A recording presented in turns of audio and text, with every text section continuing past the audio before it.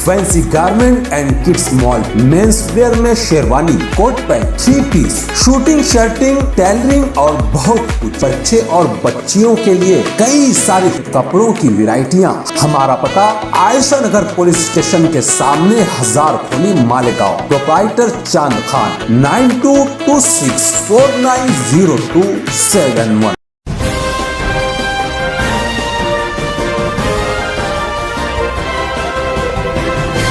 मानव समाचार, मानवता के हक में। कल रात हमको ये मालूम पड़ा 31 मार्च को 3 बजे दादा भुसे साहब जॉगिंग ट्रैक के इफ्तिताह के लिए एक प्रेस कॉन्फ्रेंस ले रहे हैं और शहर को ये बता रहे हैं कि वो जो जॉगिंग ट्रैक का काम किया, उन्होंने शहर का विकास किया है। जब ये बात हमको मालूम पड़ी तो हमको इस बात का धक्का लगा और हमने ईदगाह बचाओ कमेटी की तरफ से एक मीटिंग 30 मार्च को रात में 12 बजे रखी, जिसके अंदर संघर्ष समिति के सलीम अब्दुल रऊफ साहब, इमाम काउंसिल के मौलाना इरफान नदवी साहब, HDPI के राहिल साहब। मुसलमानों की जो ईदगाह है, जब से मालेगांव शहर बसा है उस वक्त से मुसलमान उस जगह पर नमाज़ पढ़ते आ रहे हैं और हर साल ईद के वक्त तो कम से कम 2.5 लाख, 2 लाख, 3 लाख मुसलमान वहाँ नमाज़ पढ़ते हैं और वो जगह रोड पर आने के बाद भी कम पड़ती है। तो हमने ये सोचा कि हमने ये तय किया कि वहाँ पर हमको दादा भुसे को काली झंडी बताकर एहतजाज करना चाहिए, उसको ये बताना चाहिए कि तू ये विकास नहीं, शहर का विनाश किया है। ये कातमता चौक का नाम हमारे पुराने लोगों ने इसलिए रखा था कि वहाँ हिंदू मुस्लिम एकता की बात होगी, मगर इसने ईदगाह की जगह पे जॉगिंग ट्रैक बनाकर हमको उस जगह से भगाने के चक्कर में, इसलिए हमने वहाँ प्रोग्राम बनाया। और उसके लिए जब हम वहाँ पहुँचे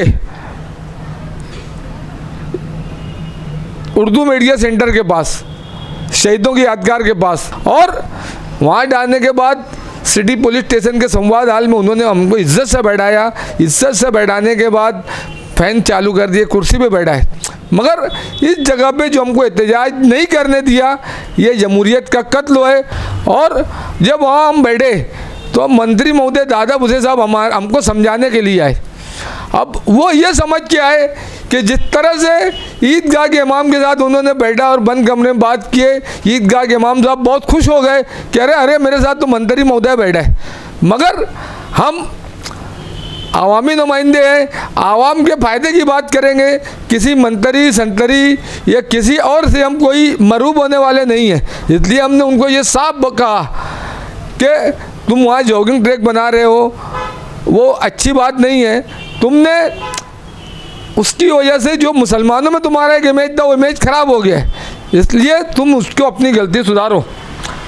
तो उसको अच्छा बताने की कोशिश की। तो मैंने ये कहा कि क्या सोने की छुरी है तो हम पेट में मारे, वो हमारे आबा अजदाद की जगह है, इसलिए तुमको वैसे ही छोड़ना था। फिर उन्होंने कहा कि नहीं विकास हो रहा है, तो मैंने ये कहा कि ठीक है विकास हो रहा है, मगर तुम अच्छा काम गलत जगह कर रहे हो। हमारा यही बोलना है कि जॉगिंग ट्रैक जो मुसलमान सदियों से वहाँ नमाज़ पढ़ते आ रहे हैं, वो मुसलमान के लिए वो जगह खाली रहना चाहिए। दादा भुसे के एरिए में पूरा जो ग्रामीण है उसमें लाखों एकड़ ज़मीन पड़ी हुई है, वो कहीं भी बना सकते थे, मगर इसके पीछे उनका जो मकसद है, वो मकसद उनकी प्रेस कॉन्फ्रेंसों में हमको समझ में आ गया कि उन्होंने प्रेस कॉन्फ्रेंसों में ये बोला कि पुलिस परेड ग्राउंड पर हमने जॉगिंग ट्रैक बनाया है। उन्होंने ईदगाह का कहीं पर कोई तरह से जिक्र नहीं किया। उन्होंने ये जिक्र नहीं किया, यहाँ उनकी ये नीयत समझ में आ जाती है कि वो ईदगाह का मामला पूरा ख़त्म करना चाहते हैं, आने वाले वक्त में हमको वहाँ से भगा देने के चक्कर में है। इसलिए हम एक हमारी दूरअंदेशी है, हम आगे की बात समझ कर आज एहतजाज कर रहे हैं। इसलिए ये शहर इस बात को समझे और दादा भुसे साहब अगर वो ये चाहते हैं कि मुसलमान जिस तरह से उनको पसंद करते हैं आने वाले वक्तों में भी पसंद करे, उसको वोट देवे, उसके पास जाए, तो उनको ये काम जो जॉगिंग ट्रैक का है वो जैसे पहले ज़मीन थी वैसे करना चाहिए।